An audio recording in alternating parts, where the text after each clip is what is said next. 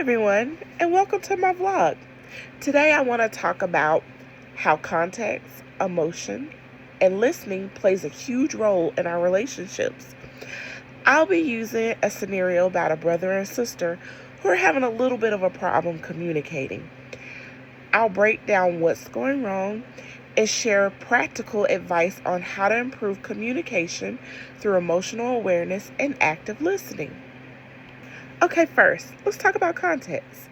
Context includes factors such as a person's background, current situation, personality, and stress levels.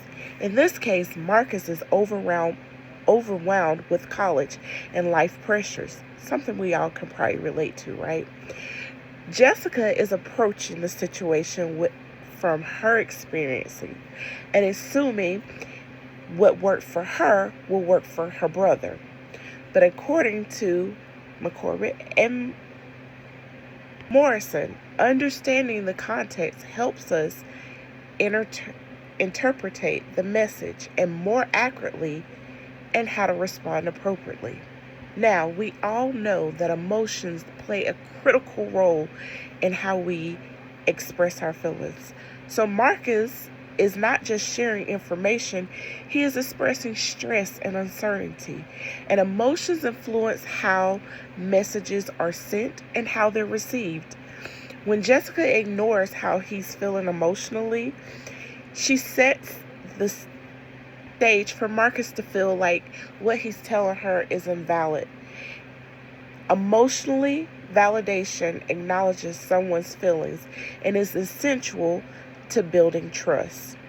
So, having that trust and those emotionals when you're talking to someone, those are highly important for people to express how they're feeling. Let's focus on listening. Jessica is practicing what we call listening to respond instead of listening to understand. Active listening involves being fully present, not just interpreting what you're feeling, but you're reflecting back to what others say. Research shows that effective listening improves relationships and satisfaction and reduces misunderstanding. I know in my classroom with my students, I practice active listening every day. So if they say, Miss Gallman, I feel that I can't complete this activity right now, so I'll be like, what I heard you say is, I'm having a hard time completing this activity. This in turn gives me the listening skills to help reconvey how we're going to help guide them. So here's a few things that could have been done differently. Practice active listening. Jessica should focus on listening to Marcus without interrupting.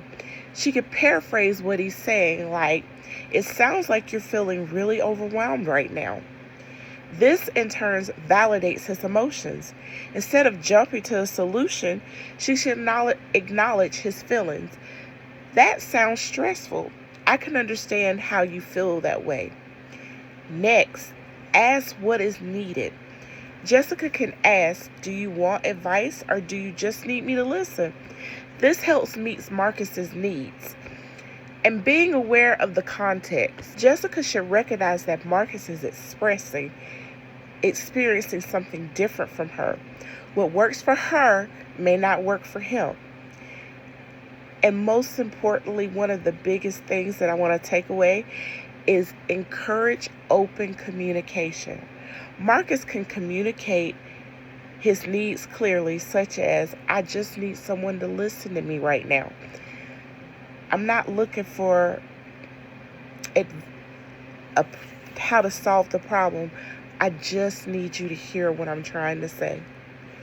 In closing, strong relationships depend on understanding context, recognizing emotions, and practicing active listening. When we slow down and take our time to truly listen and validate others' feelings, we create a deeper and more meaningful connection. My challenge to you is this. The next time someone is sharing something with you, pause before you respond and focus on understanding first what they need and then make a difference. I hope you enjoyed this vlog. Talk to you later.